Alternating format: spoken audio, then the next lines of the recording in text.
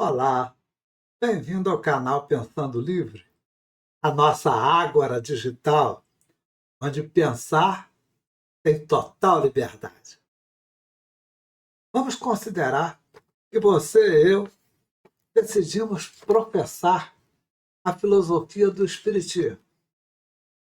E agora sou espírita. E daí? Pois bem, vamos introduzir esse assunto ligando ao vídeo anterior, onde a gente perguntava: e para ser espírita?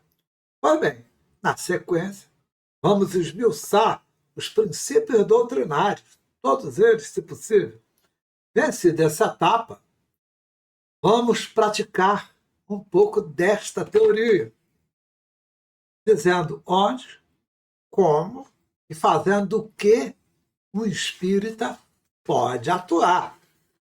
Conhecidos trabalhos comuns em todos os centros espíritas. O ponto seguinte é entender como educar a mediunidade. Coisa simples, um slide só.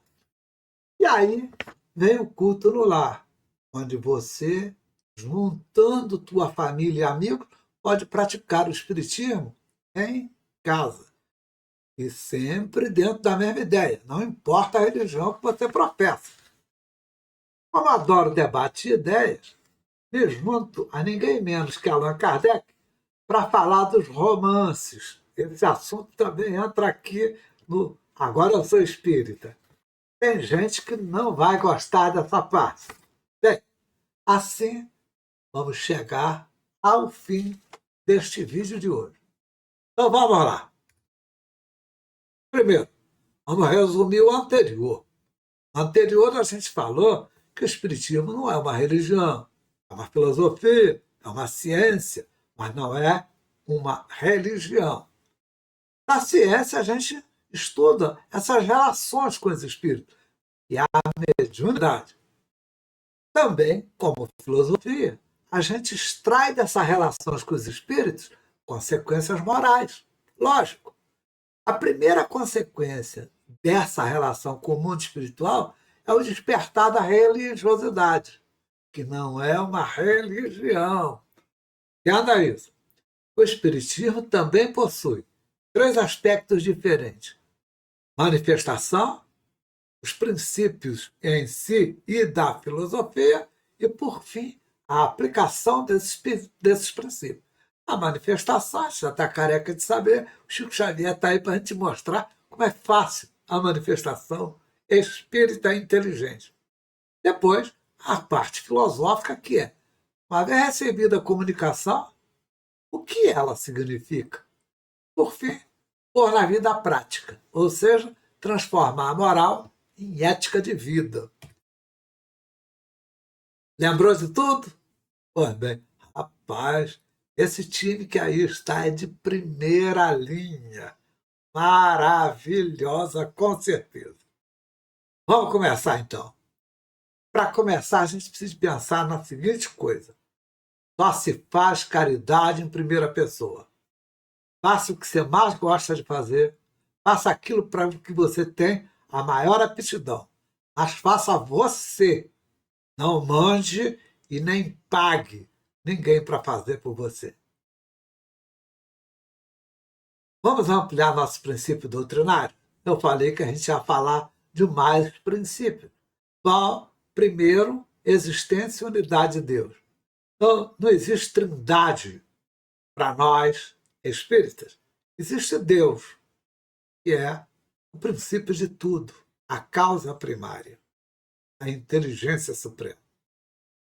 Tudo no universo, e não é na Terra, é no universo, é a criação de Deus. O espírito inteligente é uma criatura de Deus, além de ser imortal e individualizado. Então, Deus não tem uma linha de produção como a Ford. Não existe. Todos os espíritos foram criados simples e ignorantes em sua origem, lá quando cada um foi criado. Todos eles com livre-arbítrio. Todos eles destinados com o objetivo de se tornarem perfeitos. Cada um assumindo a responsabilidade por seus próprios atos. Por isso que a gente diz, o espírita, antes de tudo, ele não é coletivista. Coletivista, não. Ele é individualista, porque ele acredita que eu sou responsável pelos meus atos. Se eles foram bons, as consequências serão boas. Se eles foram ruins, eu vou colher coisas ruins, futuro ruim. Todos estamos submetidos à mesma lei de causa e efeito. Pode até não parecer, mas estamos. Por quê? Porque nós estamos falando da eternidade. Todos estamos sujeitos à lei do progresso. Diga-se de passagem, não é evolução. Evolução é uma coisa, progresso é outra coisa. Aí embaixo, na setinha, está a liçãozinha. Dá um pause no vídeo, leia com atenção. Adiante.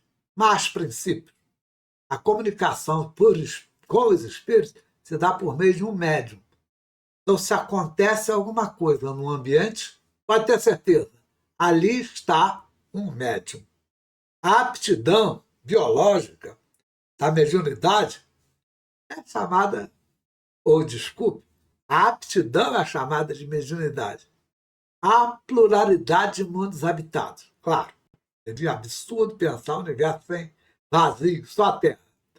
Jesus de Nazaré, esse ungido, criatura de Deus, é guia e modelo para toda a humanidade.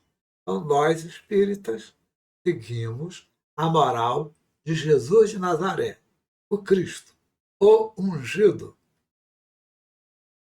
Bom, a reencarnação se dá tantas vezes quanto for necessário, para que se atingiu o aperfeiçoamento, tanto material, você não precisar mais da matéria, quanto no moral. Você atingir lá no alto um ponto onde você vai poder chamar do nome que você quiser. Angelitude, espírito superior, não interessa.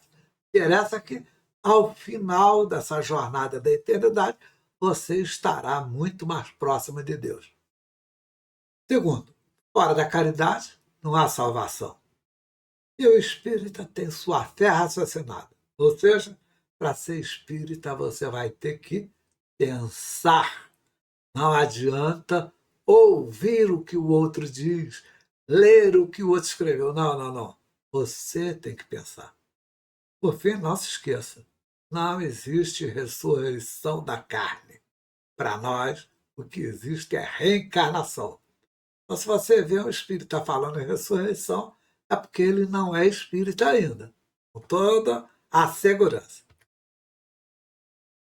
A abnegação na prática do bem é como você pode definir um espírita. O espírita tem que viver no bem. Não é viver bem, é no bem. Toda prática espírita é gratuita. Ah, mas a mãe de Ná cobrava. Não, era espírita, pô. Ela era outra coisa, mas não era espírita. Usa de palavras e conceitos próprios, como, por exemplo, a palavra espiritismo, perispírito, fluido, terapia, a reencarnação, o estudo dos fluidos. Isso é tudo uma invenção do espiritismo. Tem maneiras de você se referir só a isso. Eu fico vendo aí, centro espírita, caboclo, não sei o quê. É errado, pô. Aquilo lá é tenda de umbanda, caboclo, não sei o quê, e merece todo o meu respeito e a minha admiração. A ausência total de hierarquia sacerdotal. Então esquece esse negócio de federação, negócio de quem manda é o cara da federação. Não manda nada, rapaz. Quem manda no espiritismo são os espíritos, através da mediunidade das pessoas, dos médiuns. Ou seja, cada centro espírita tem as suas regras próprias. Todos seguem um princípio básico, mas as regras não. Não tem papa nenhum ditando regra para ninguém, está errado. Não tem ritual nenhum. Desliga o ventilador, porque ele atrapalha a comunicação com os espíritos. Isso é mentira, rapaz, isso é burrice. Não é que o espírito que está atuando sobre fluidos vai se preocupar com a eletricidade. Pelo amor de Deus, cara, não tem como. A mesma coisa, Faz altar? Não, rapaz, o espírita não tem altar, não tem culto nenhum. Ele não cultua o Chico Xavier, o Divaldo Franco, esse egocentrismo. Isso não existe no espiritismo. Isso é um absurdo as pessoas pensar em santificar outros. Somos todos iguais. Nós não usamos nenhum tipo de imagem. Então, se você dá de cara no centro espírita, uma imagem do Allan Kardec, como essa daqui, pode contar que é um ex-católico que agora está só praticando espiritismo, mas que trouxe uma imagem para cá. É bom, é ruim, tanto faz, pô. O Allan Kardec não está ali, com certeza. Paramento, práticas exteriores, isso tudo são sinais materiais que são desprezados pelo espiritismo. Nós temos total respeito por todas as religiões, até mesmo aquelas que querem nos destruir, como o islamismo, por exemplo. Nenhum problema. Apesar dele querer me destruir, eu vou dar a ele respeito. Opinião de pessoa, mais respeito ainda. Se nós acreditamos no individualismo do espírito, cada espírito merece o mesmo respeito. Bom, e agora que eu sou espírito, o que eu vou fazer da minha vida? Eu, e aí é o Rui, está te sugerindo 3 coisas. Escolha um centro. Vai lá, se aproxima de um centro espírita. Descubra quais trabalhos se faz por lá. Arregace as mangas. Mãos à obra neste trabalho. Qual trabalho participar? Eu vou fazer uma lista longa aqui.